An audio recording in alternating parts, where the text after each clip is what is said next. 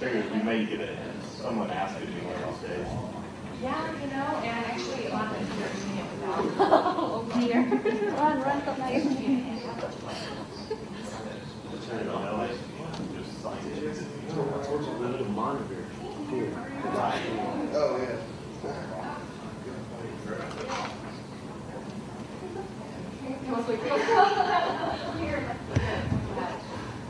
So that was the biosecurity project. It took 2 years. Yes. It took 2 years to finally publish it. It's not being published. Well, maybe it was told by Utah they were going to publish it for a year and a half, and then they finally decided not Test. to run a book. So they didn't One. publish anything. One. So they finally published it. Hello, everyone monitoring us from Salina. Testing. 1, 2, 3.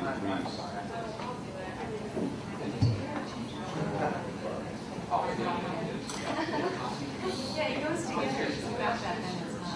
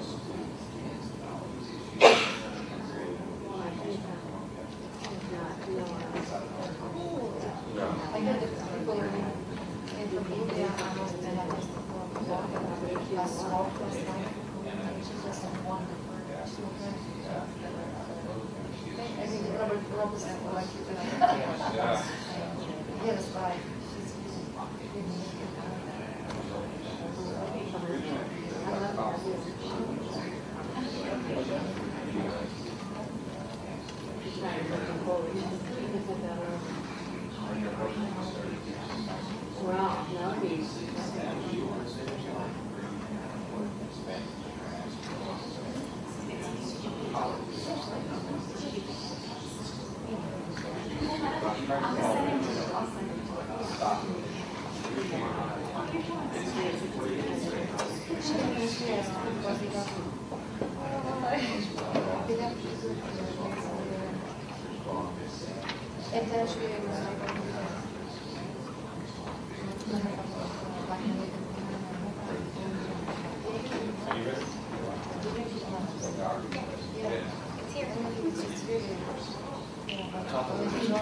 Testing. Hello.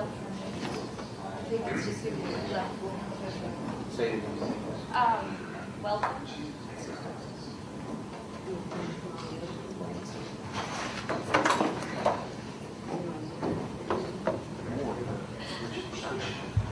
One word isn't enough. Hello. Oh, that's good.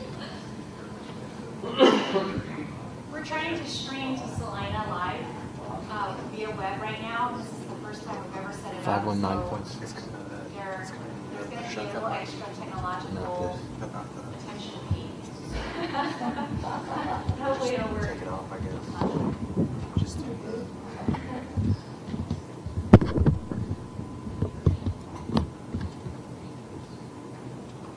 It should be.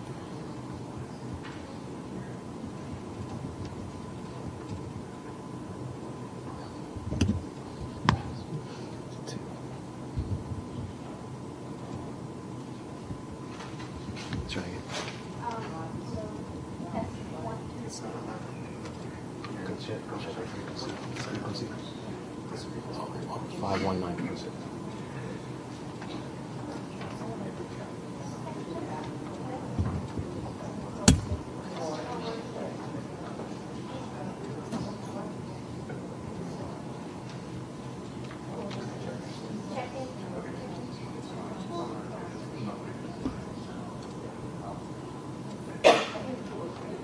Can you guys hear me? Yeah, we'll just use the regular mic. This one? No, this one. Oh, that one? We'll pick it up that way. I can talk loud. Yeah. I talk loud all the time.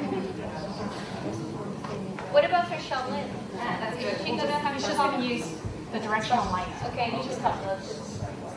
Okay, so I'll take this fancy stuff off. This is not really working. Okay, well, let's begin because we're kind of past 11, and usually we start, but like Shalin said, this is our first time that we're trying to stream from this room to Salina, and therefore the technology issues that we're trying to work out. Welcome everyone. This is our first. We're starting off our fall series roundtable. We have 3 presentations this semester.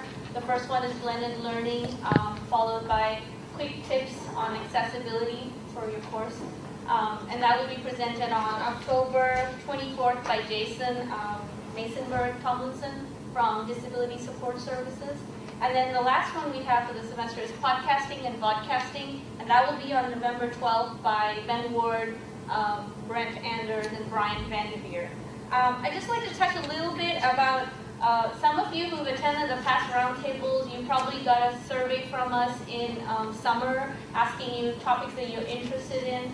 So I want to say thank you for everyone who participated in that survey and let us know in the topics that you're interested in. We've accounted all that in, and some of the topics that we have lined up for this semester is based from those suggestions.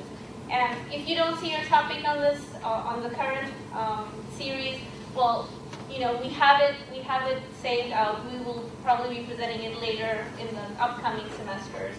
So just wanted to say that we really appreciate your feedback on this. So, and then Salina is joining us through streaming today. And then Dr. Shalin Haiju is here to talk about blended learning. She's an instructional designer with ITech. We used to be with OME, Mediated Education, and recently we all been moved to ITech. So she's here to talk about blended learning, and she's taught online for several years. So without further ado, I will let her begin the presentation. And you know, there's a sign-up sheet at the back of the room, so please sign up. You know, give us your email so we can get feedback, and we can also contact you if you have any questions regarding this presentation or any other instructional design topic. So, thank you. Thanks, Shashi. Alrighty, and this is the shortest slideshow I've ever created. And for those of you who've been to my presentations before, you know I tend to have quite a few slides and so on. But this time I took the slideshow over to, or I sent it to Dr. Vicki Clegg on the off chance that she would have some ideas, and so she gave me some suggestions. So that explains the handout. The handout is all the stuff that was in the earlier slideshow. So you are very fortunate people. You will not have to sit through a super long slideshow, but we will be, this will be more interactive. I'd like to begin by asking some of your areas of interest in why you're here to hear about blended learning and to talk about blended learning. Anybody want to share some ideas?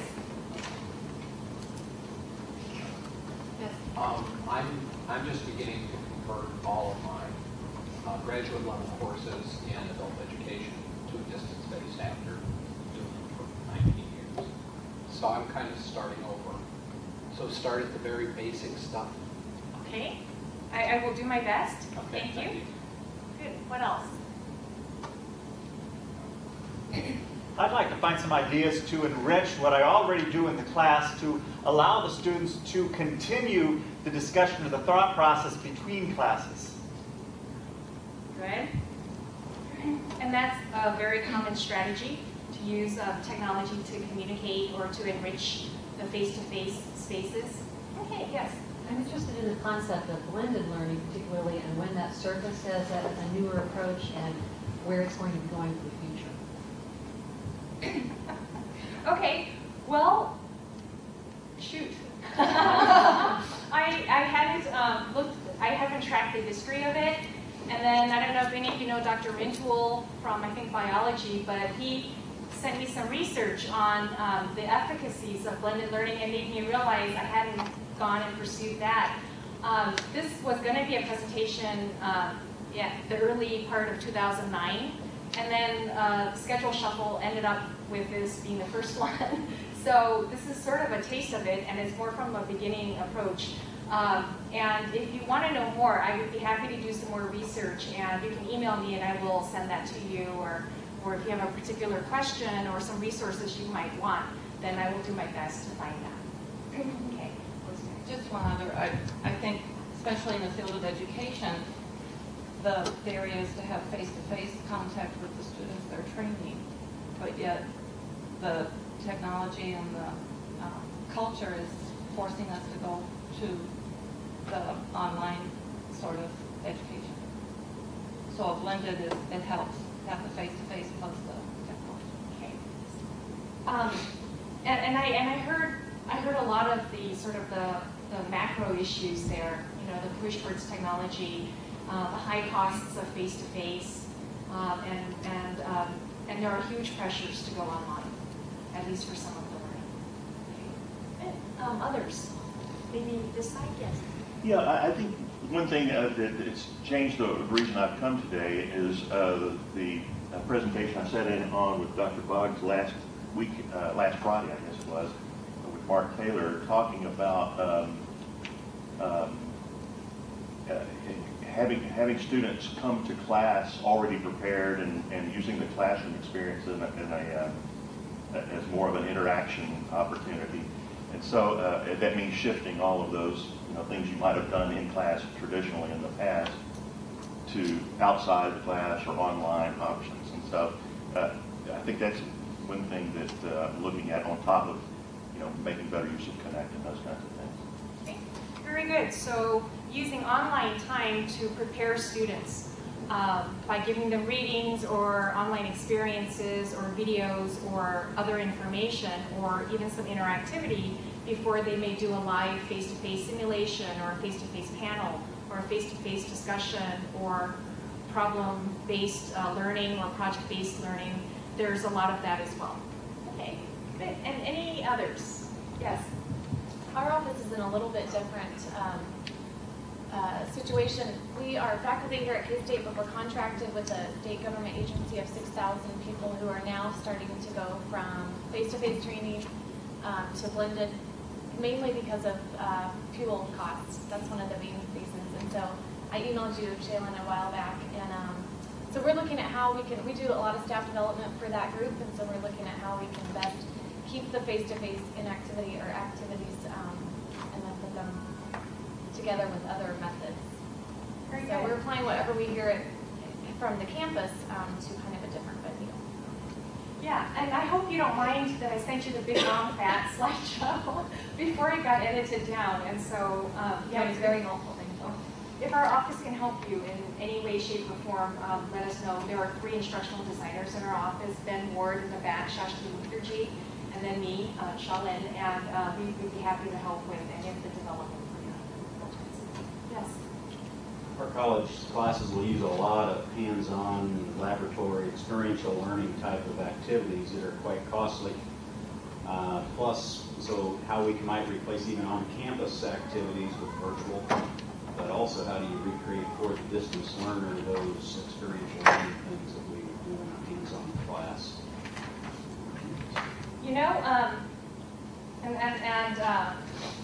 I think it'd be a great idea if you're working on trying to transition to virtual from live lab. It would be great to bring instructional designers in on that because there are plenty of free resources that simulate different types of lab equipment and lab procedures. The National Science Digital Library is a fantastic resource with a lot of free stuff that the NSF, I think, has funded. And there's a lot you can actually move to virtual.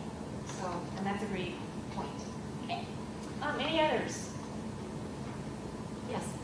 So I'm working on my master's distance education. So I think I'll get a lot. So you're working on your master's in distance education, and blended learning is something that that you might apply in your design. Okay, good, thank you. Yes? Maybe another thought is just having the online class going simultaneously with the in-class session and transmitting out of the room and somehow pulling all those things together in a blended learning situation. So that's what I'd like to see, instead of having two separate classes, one online and one on campus, blending the two together more closely. Is that like interactive TV? Something that might be an idea. I'm really open to any kind of idea in that area. Okay, or Polycom-ish, sort of, okay. Good, I'll see if I can bring that in a little bit maybe. Anything else? Okay. If there are issues at any point, please feel free to jump in and make observations and comments. And actually throughout this, there's going to be some interaction, and I will be asking for some help from you all as well. So, okay, let's define what blended or hybrid learning is. Very basic definition is it combines face-to-face and online learning for a course or a training session or a learning experience. You can have part of it synchronous, you can have part of it asynchronous. And what does that basically mean? Real time has to be synchronous, generally, right? And anything online can be asynchronous, but it can also be synchronous. So in real time, we can have live chat, or we can have live interactivity, that sort of thing. And then the sequencing of blended learning, I found a zigzag as free clip art, but the perception by the student can't be a zigzag. The perception of a student is this is a created learning experience that is integrated and held together. So it can't feel like, okay, this part is like this part is like this. It has to feel like a cohesive sort of experience for learners. So at some point as you're designing your face-to-face time and your online time, it helps to then back all the way out and say, okay, here's what it's like for the student as they go through each step and as they experience the entire course sequentially. And it may involve the uses of mobile devices in ambient space. And there are actually lots of technologies in using four-wall spaces or outdoor spaces, mobile devices and cell phones, head-mounted gear, or others where you are experientially using technologies in live space, which is sort of what maybe Dr. McKinney was talking about a little bit. Because then you're using these technologies, and it's a blend, but it's also simultaneous, right? Okay, so if we are to visualize learning, this is traditional face-to-face. This next one, which many of us have done for decades, integrates technology like computer labs, the World Wide Web, and the internet. And then in the middle, you have then conceptually blended learning, right? And then you have virtual enhanced real space. Are these terms familiar if I say UB learning? UB learning is ubiquitous learning. Ubiquitous just means anywhere in the world, anytime. The idea is that you can access digital information and enhance your live experience, right? You can have augmented reality, where if you carry certain devices and you have space sensors when you walk through campus, for example, And then as you go across campus, for example, and this exists in some campuses, you would then have video downloads to your device, like podcasts, as you go by certain buildings that give you the histories of the buildings. Or you can have digital visual overlays of buildings. I read about a research study where they created this experience where you could see the old historical overlay of a building over the new facade as you walk near it, right? So you're immersed in real space, but you also have this overlay of digital. And then ambient learning is, again, ambient means space, like in a certain space, in an immersive physical. And that's that. Mobile learning just means anytime, anywhere. And so when we do the podcasts, that's a type of mobile learning. And then the last thing I had just mentioned was context-aware real space. So you go into like an art installation, and as you walk through with your tablet, then your tablet gives you certain information to interact, okay, or a mobile device. And then you have all purely online learning at the very far end. Any questions on this?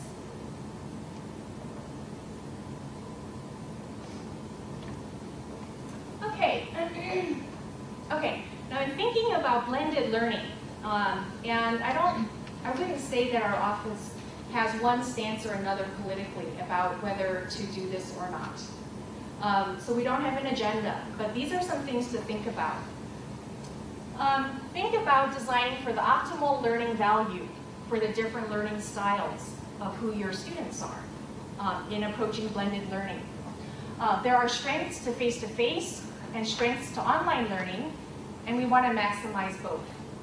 We don't want to apply the wrong tool to the wrong situation, right? So thinking that through will be important. We have, as many of you already know, accessibility issues with some face-to-face learning, and we have accessibility issues with some online learning. And so when you're designing blended learning, accessibility is also something that you need to think about. Okay? Is accessibility pretty clear, or do we need a quick refresher? We're good. Okay. Think about convenience for your learners and options for your learners. It really helps to consider your own teaching style. So those of you who've been teaching a while and you're self-aware of where your strengths are, it helps to play to that and to be comfortable with the technologies. And sometimes it takes a bit of getting used to as well. And then think about learner retention. So through rich learning and being able to schedule flexibly. So that's one of the big motivations to go to blended, is to have less physical face-to-face time, which now is being seen as more expensive and maybe not as desirable for some types of learning. Okay, that little question at the bottom right means it's going to be a question thrown out to you all. So what are some strengths to face-to-face learning? And then there are some prompt words that you can use, or you can totally go off the prompts. And you can't look at that handout I gave you, because the handout has some other brainstorms on what these might be. So for those of you who teach face-to-face, what are some of the strengths you find in that space? What are some benefits? Yes? Well, face-to-face, along with that live interactivity, there's a spontaneity that doesn't occur when you have to wait or post things. And there's an immediacy along with that spontaneity for being able to, with the interaction, creates new ideas because of the immediacy.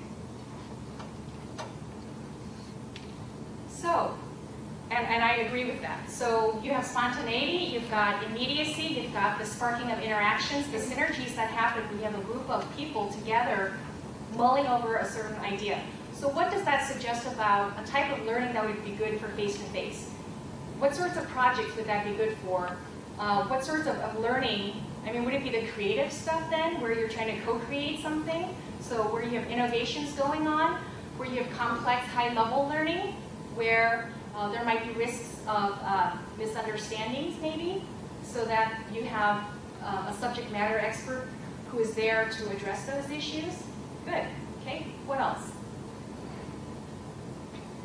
What are some other strengths in face-to-face?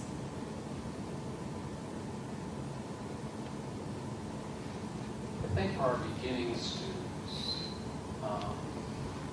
students new to graduate school, students who've been away for a while, people who have come from a traditional kind of didactic model, face-to-face learning allows them to approach all of that in a comfortable way. And that doesn't say that they can't engage in other things, but so much of what the graduate school experience is for us is making that transition back to studentship, that this is the way I think that I see our beginning students making that transition easily. That's a great point, and I didn't even think about that at all. So that's not on that handout, but that's a good thing to write down. The idea that students, graduate students particularly, for many of them who've been in the work field for a long time, they're used to more of a face-to-face training model, a face-to-face educational model, and coming back to higher ed may be tough, and they may not be that familiar with the technologies, and so that initial meet and greet and that initial contact with professors and contact with colleagues and peers might help them acclimate better to the higher ed environment, and I think that's a fantastic point. And then with other courses, they may make an early meeting, or degree programs, they may have an early face-to-face, and then meeting once a year, and so there are other ways that that's used in programs to sort of like a cohort model, where a group of people are coming in, moving through a graduate program together, and then they will support each other, and so they use the face-to-face so that people bond, right? Because the research says that when people connect to others in a course or in a program, they tend to have better retention. And so that face-to-face sometimes helps make that human connection. Okay, good.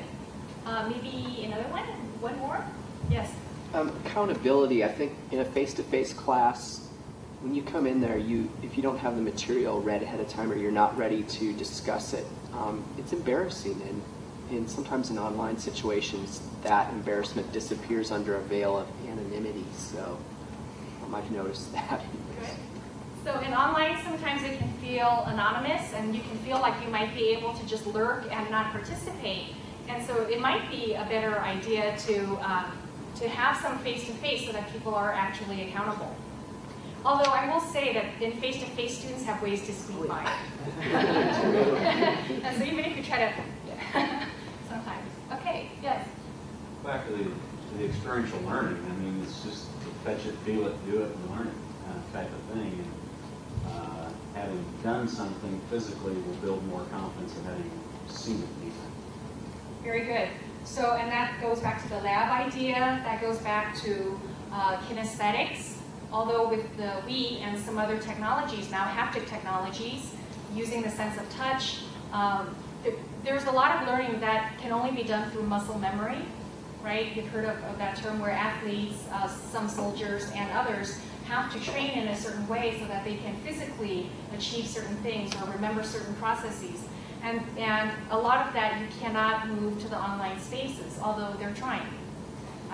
There are lots of tools that they're creating now to help people wield a virtual scalpel and other types of practices to try to sort of push the limits of where the virtual is going into the real world. Question? One thing I really appreciate about in face-to-face learning is the very fast way you can address problems and questions and answers, because there's no other, I mean, online it can take several posts on the message board. You can still write the question out and get the answer, but it speeds up the time incredibly, and it helps you get the context much faster. Okay, so there's a lot faster direct addressing of questions, and I would add to that students can change more easily the dynamic of where the course is going. So if students just say, hey, look, we're not getting any of this, stop, slow down, or could you give us another example? It's a lot easier for students to have that sort of power to drive a class. And I know there are faculty online who try to hand over that power, and they co-create a curriculum with students. So they let students make decisions about projects, or let students make decisions about standards for assessing their own work and that sort of thing. And that's something to think about as well. Betsy brought up another good point, which is for people who teach online, it really helps to give a fairly quick turnaround time for questions, especially for younger students. They really expect the teacher to sort of be online almost all the time.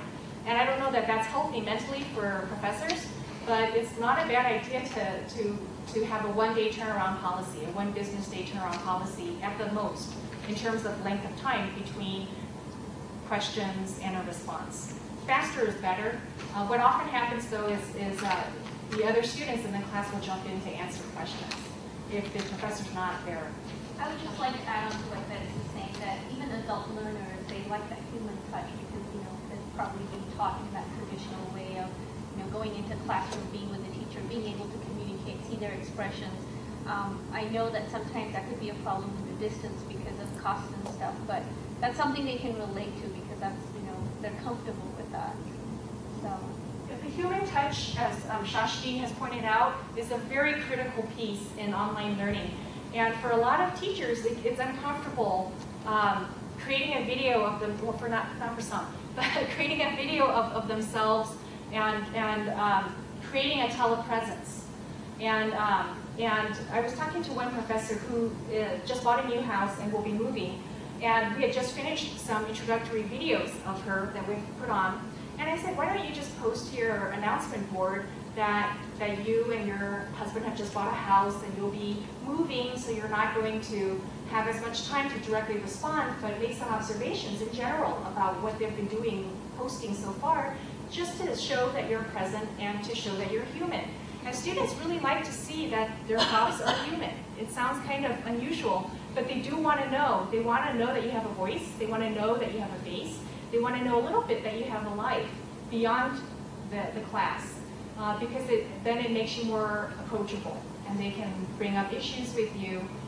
They know that you can then potentially relate to what they're going through. Okay, good. Ben, did you want to add something?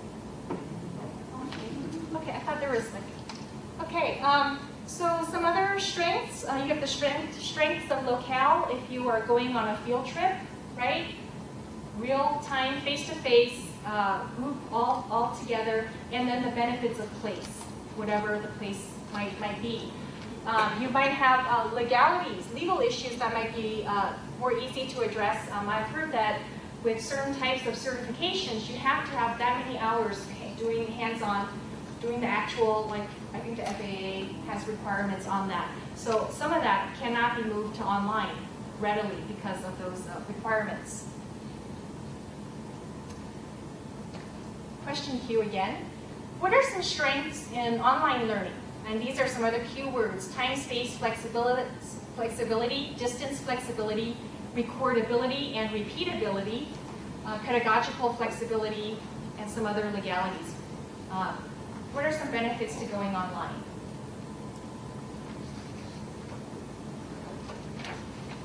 Yes. Rosemary and I had a conversation earlier this semester. Just for one course in the College of Education, by me going online, we're saving $3,000 in expense between 50 cents a mile to Kansas City, all the room rental, 56 hours on the road. And so I think while these are all perhaps instructionally related, there's some institutional gain there in many ways. And for us, it's a major gain to do that. And that's one course. So if you figure out the embedded costs of all of those expenses, I think we're going to find that both instructional issues are important to us, but the financial dynamic of managing an enterprise like Kansas State University is going to also be one of those strengths that we'll list on the next time. And that's a very excellent point, that institutionally it saves a lot of money because faculty are expensive people. They take a lot to care for and feed and care for when they travel. And there can be a lot of benefits in delivering online because then you can archive it, you can get people participating from many distances. and you don't have the physical costs of hotels and travel, and that probably applies to the government idea as well. Okay, yes? User freedom. I mean, the users, the end users, the students, the learners, they have a great amount of freedom too, because they're not tied down to something. They could be in their own space and on their own place and do it on their own time. So the time-space flexibility ties in with user freedom too. Very much. So for students, they can log on and they can participate. And you've got to remember that swings both ways. I know an administrator who teaches online, and it's the only way she can fit her classes into her schedule is by teaching online. There's a lot of advantage for instructors online in terms of shifting things around to where they have places to make it fit.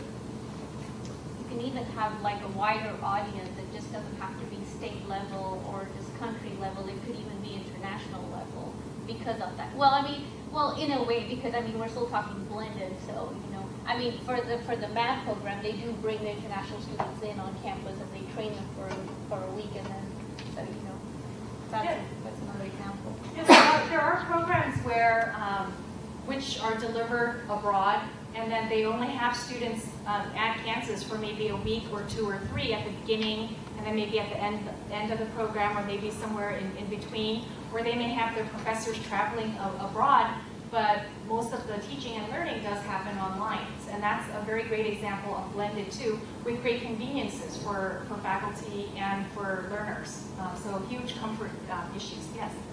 Yeah, I think online learning gives a great opportunity for disabled people who cannot come for any reason. They can study from their house, from their work. Anyway, I have an example for myself. Last summer, I went back to my country in Saudi Arabia for vacation. Meantime, I was taking my course. Yeah.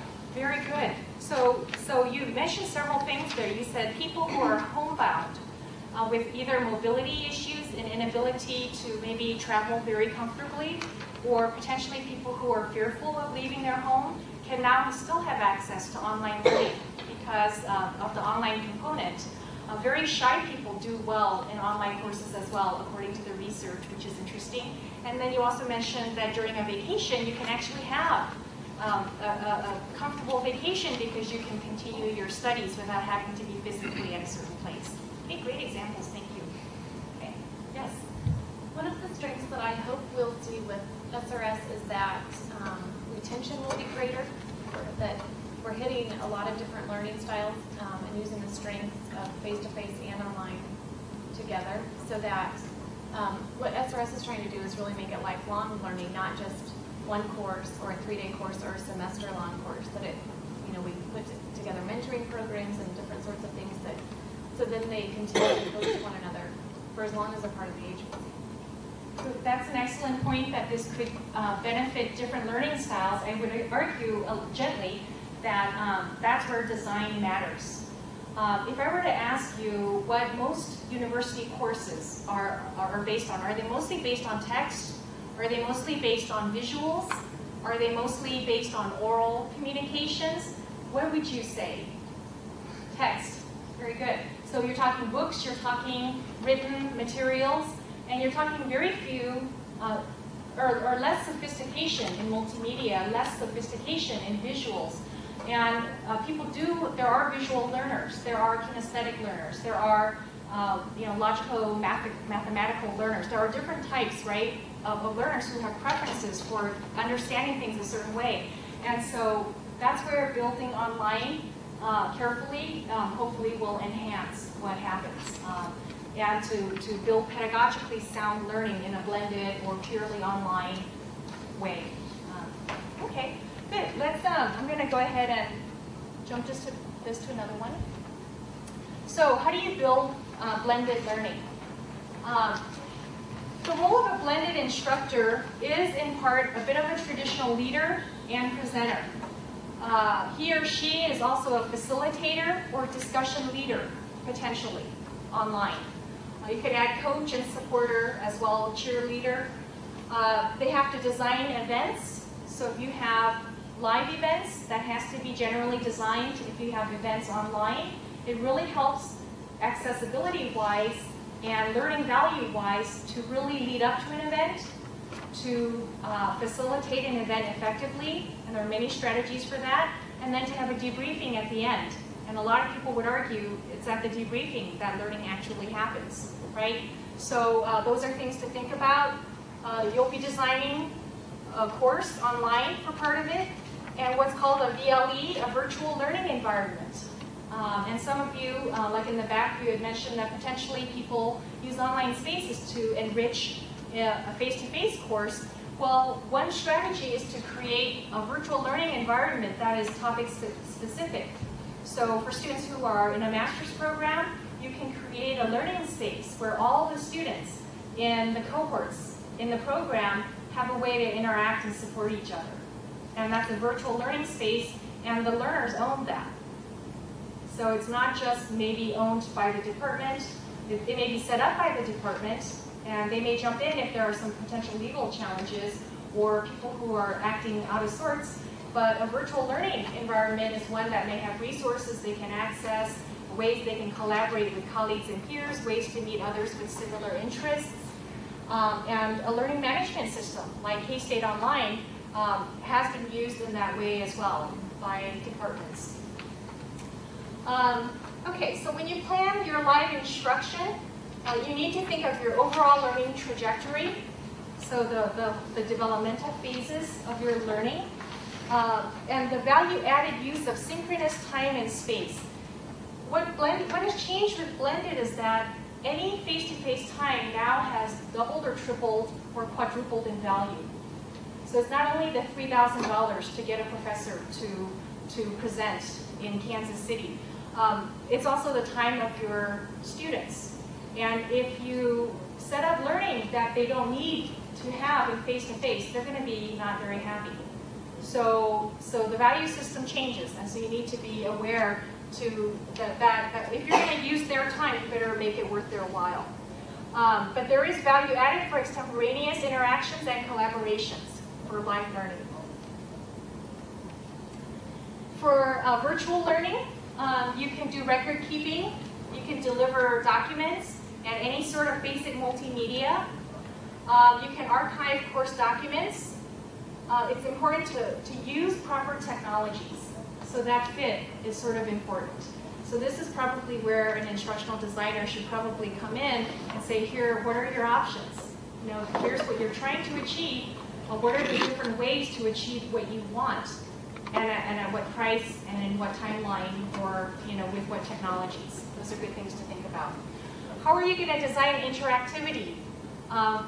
People don't naturally talk very well. If you've seen icebreakers or like sometimes parties at the very beginning before they've gotten started, it's really hard to get people to mingle. And so, but there are talented people who can actually do that, right? Ease people up and get them to talk. But and you've got to do that online. So you've got to create interactivity and create a sense of what's called fast trust, which most people give, by the way. Most people trust others before they know anything about them, really, if you look at the research on that. But that's all part of interactivity. And then you want to create a sense of community so that people are telepresent and they can interact with each other. Okay, so what are some things if you're looking at blended? You want to have a clear pattern and structure. Students don't much like it if you start a pattern and then you break it. Especially in midstream, they get a little unhappy. It feels like a breaking of trust. Some have a predominant approach, either mostly face-to-face or mostly online. And different universities have different policies on what can be called blended. Some will say it has to be 50-50, or it has to be at least 70-30. So that's something to potentially think about. But as the technologies change and come more into the classroom, those differences are going to be harder and harder to tell apart.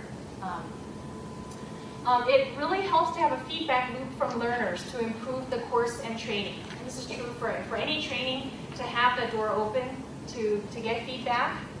And then you want a cohesive learning community. And there's some good strategies on how you can build that virtually and face-to-face.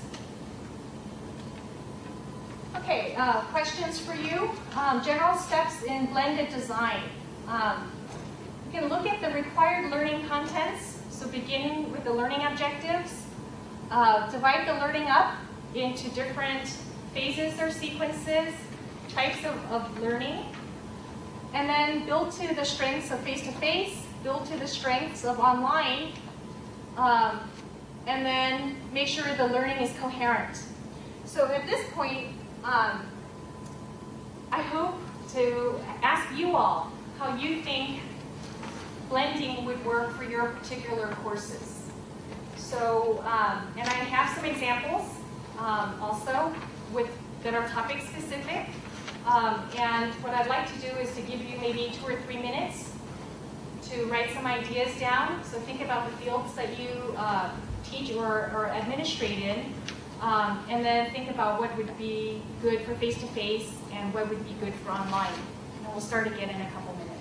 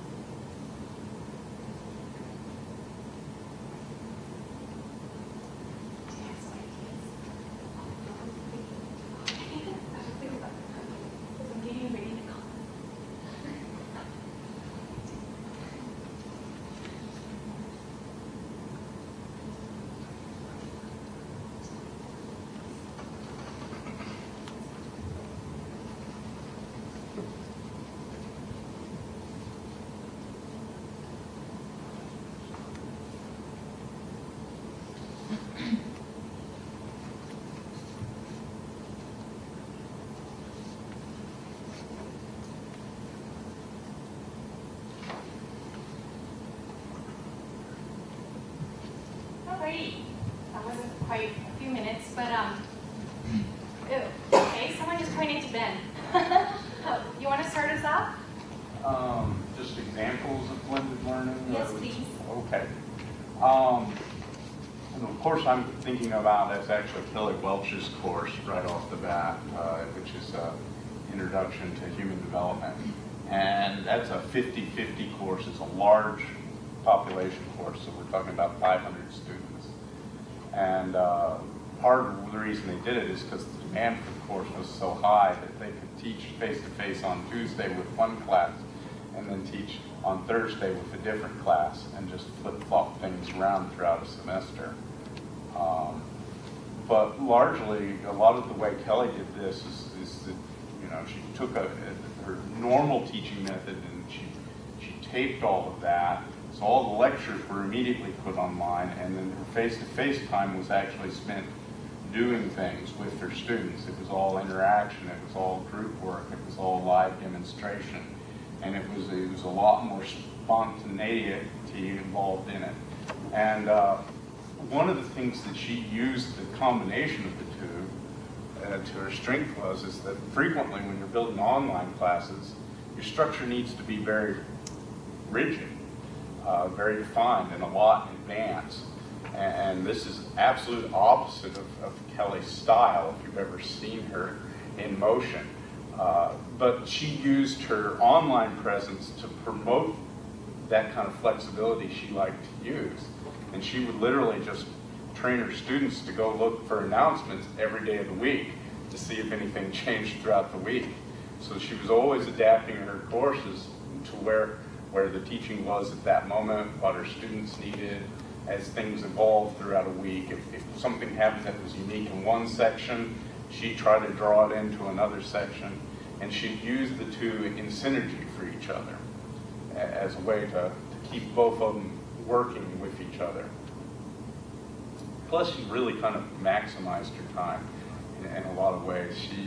The time on task was actually greater than it would be for a face-to-face class because all the lectures are out there online, so in truth they're getting a little more time than they would have otherwise. And you kind of have to be careful with that because you can really bury students. But she was capitalizing, she was packing more time into her class by using a blended approach. That's a great example, and it's a bit different because of the size of the class and the subject matter as well, but that's a fantastic example. I've got bunches of others, but I'll let you all talk Sure. first. Well, do you want to maybe offer one other, and then we'll jump to the rest of the group? A real short one, I know of a class that is essentially a studio class, that the instructor recorded all the instructions for each of the weekly studio activities in advance. It was just assumed that you needed to know what you were going to do before you walked into the studio. She was just trying to maximize the time where the students were working on their projects in class, and was losing a substantial part of each class period to just going through the demonstration of this is what I want, this is what you're working with. So she just totally cut that out and made them responsible for it before they walked in, and actually the quality of work improved greatly just because they had more time to really get down and do what they were required. And that's a business rationale. The idea of mobile learning is so that people will tap in on their own time at home so that they can learn and train sort of using that and not company time. So yeah, that's another very good example. Okay, let's jump to the main group. Thank you, Ben. Main group, some other ideas based on your subject, yes. I'm in music teacher education, and one of the things we did in our class, our advanced class for teacher education, is we would send laptops out to the students while they're going on their field experience, and they would then record themselves digitally, and they were required to self-assess. But the nice thing about that, that we got to observe that in advance of class. What used to be is that I would have to go visit each one, and they wouldn't get my comments until after I observed them teach. And by the time I got to everyone, it was the end of the semester before I got to the very last person. So I was telling the very same thing to everyone all the way through. And the only ones who really got advantage of the comments were those who were really at the very beginning. So this way, when they brought their videos back, they had to edit it down, and we got to select the instructional elements. And then we just, instead of having class to describe things step by step, we did it discovery, and everyone gave each other feedback. So everyone got the feedback all the way through the semester, rather than having to wait until when they were observed. Very, very nice. That would be interesting to put that into an article, I think. For a very, very good use of blended and a good use of technologies. Lending out the laptops, is that a challenge at all, or does that just work pretty well? It goes very smoothly. Okay. Oh, that's a fantastic example. So there's also the idea of a music gallery in a sense too, right? So students' works.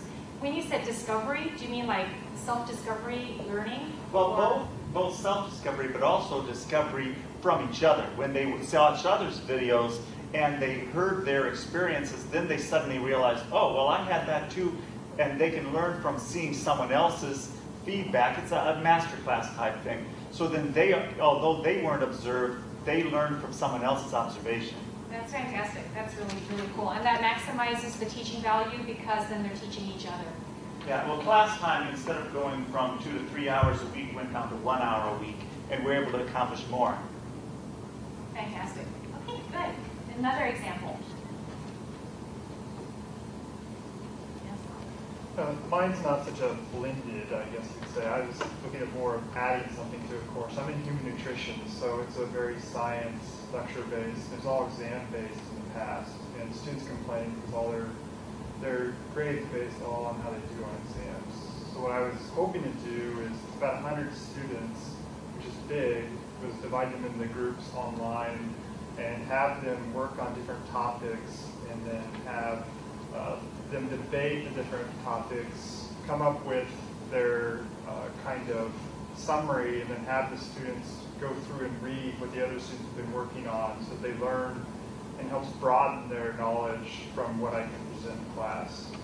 And the reason I came was I was hoping to get ideas on how to go about doing that technology-wise.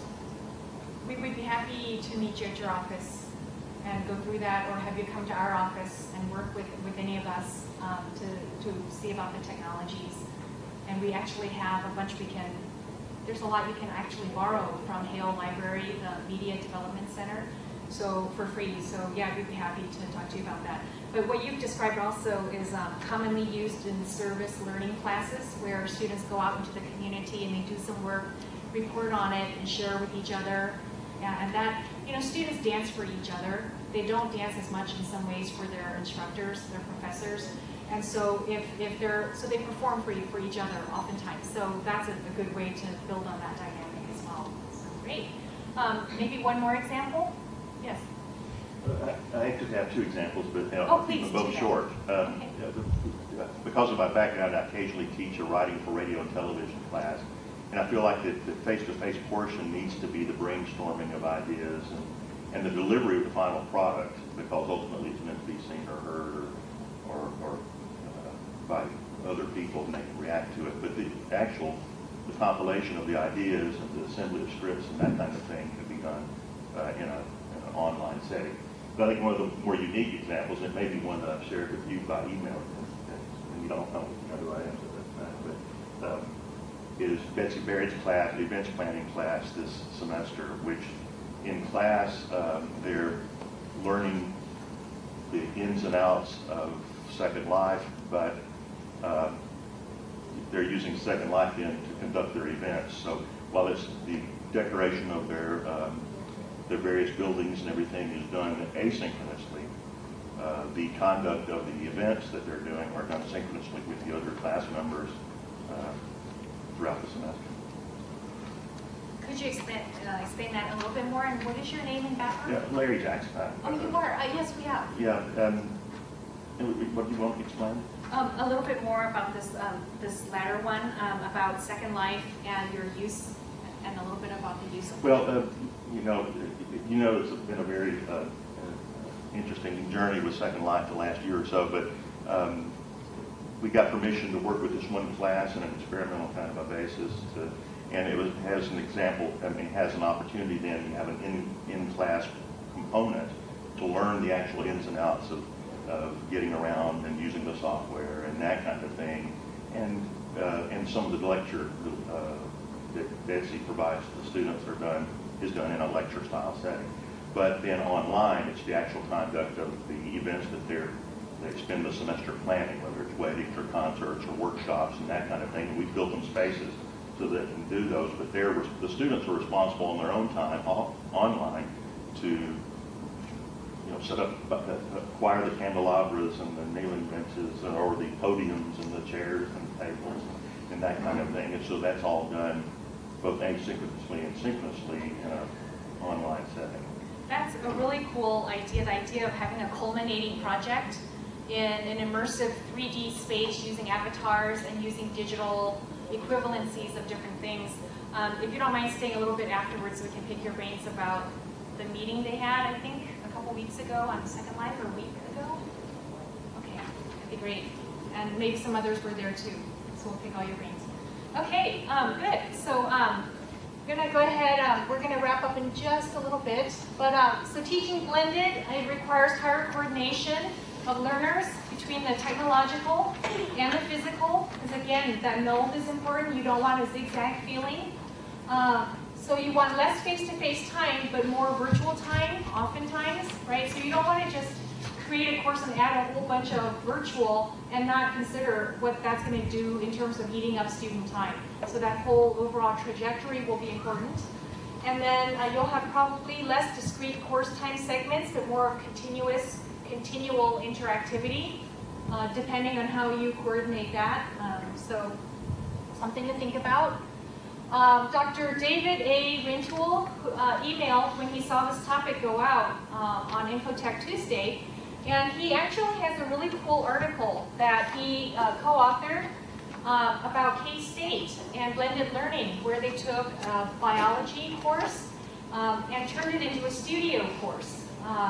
And so if anybody's interested in this, the URL is there, or I have the hard copy, but they did find a gain in learning. But the surprising thing so far is that blended does not necessarily improve learning. Okay, in this case it did. They had a small gain in learning, but others found out others have said it's just a wash. So maybe what the benefits may take a bit longer to see, or there might be more of the fiscal benefits, but the learning and how you assess the success of the learning will be an important aspect to look at in terms of blended experiences. And that's contact information. Okay, any comments? Yes, comment. It passed, you were blinking. Oh. Okay, so now all of us have moved to the Hill Library, so we're very centrally located. So we can, and anyway, even before we could all meet you anywhere, so, but this way we can get there faster. All right, any comments or questions? Was that the campus technology article that was like a week or two ago? Or is that quick? Is that an older one? Okay. This one came out, I mean, this came out in the summer. It's actually, it's very interesting and very, very excellently done.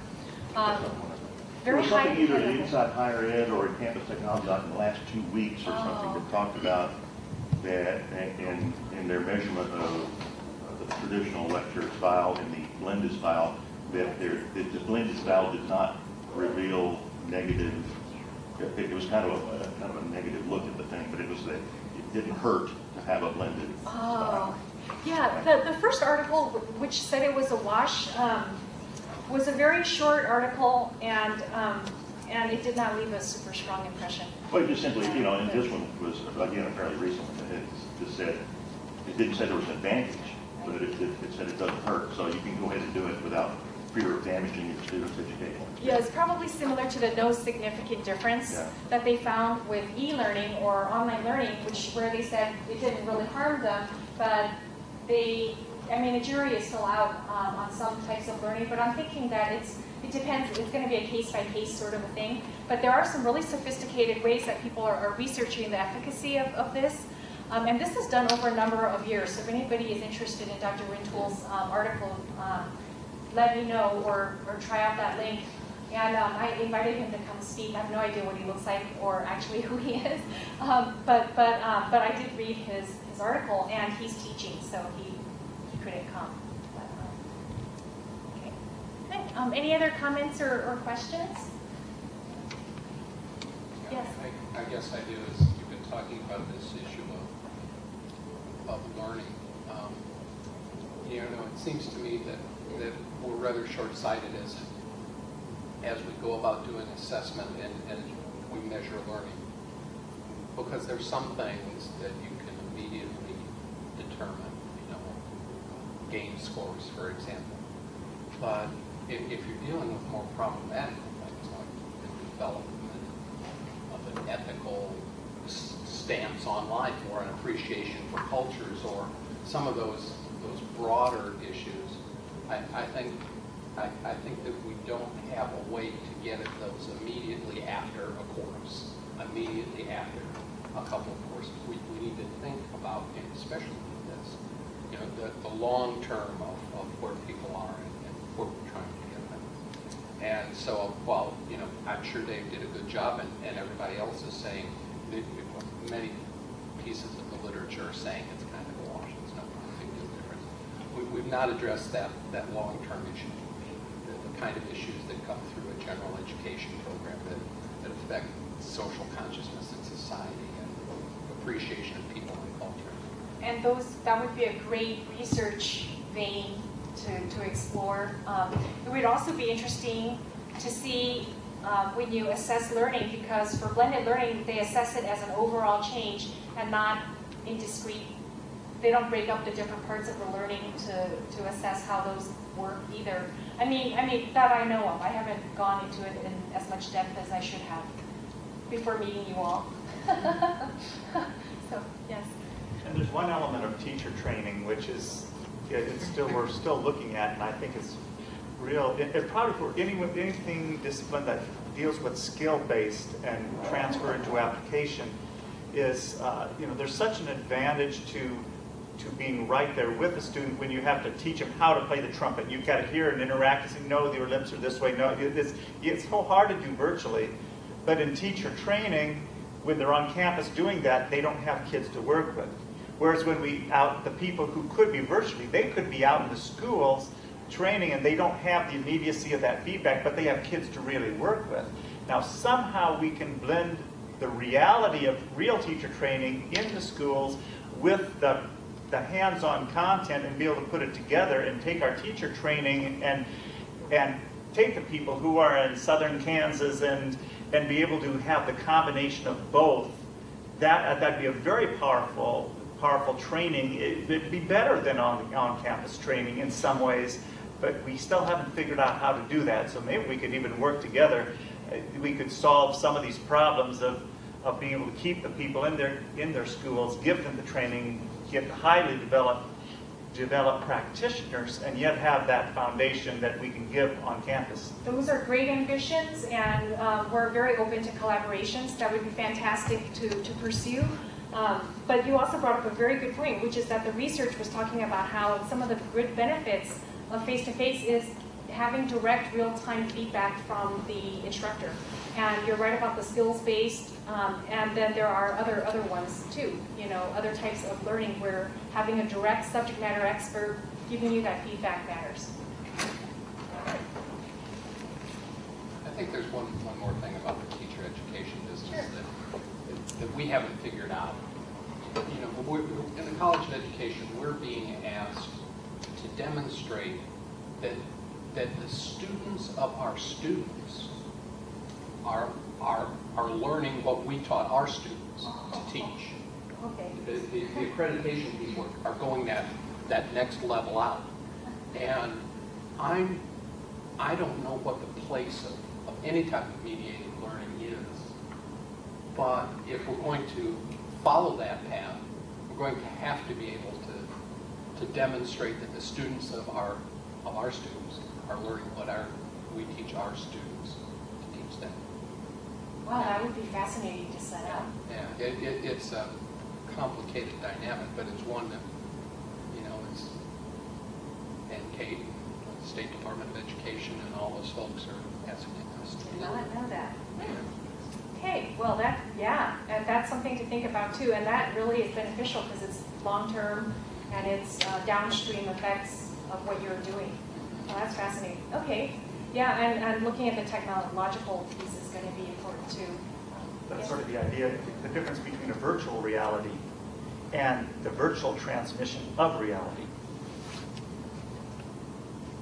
Okay, explain that, please. Well, a virtual reality, you can manipulate in there, and it doesn't really happen in real life. It's happening virtually. Well, if there can be a virtual transmission of something that is happening in reality, there's a huge difference between the two. And what we're looking for in teacher education is the reality, not a virtual reality, but a reality-based experience which can be transmitted virtually.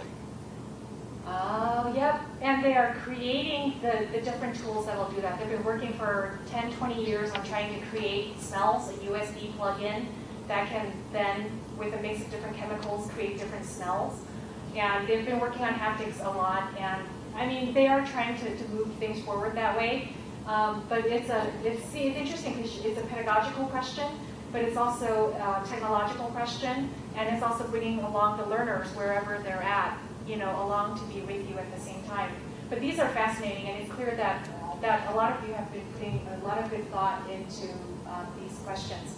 But we need to see publications from you. So once you do your research and get that out, please let us know. And because all of that, these are very excellent questions, stuff I had never thought about. Well, people don't know about Academic Intersections. It's a new online journal which is specifically focused just on this topic. Yeah, that articles have to be on this topic. Academic Intersections. Academic Intersections. There's two of them out.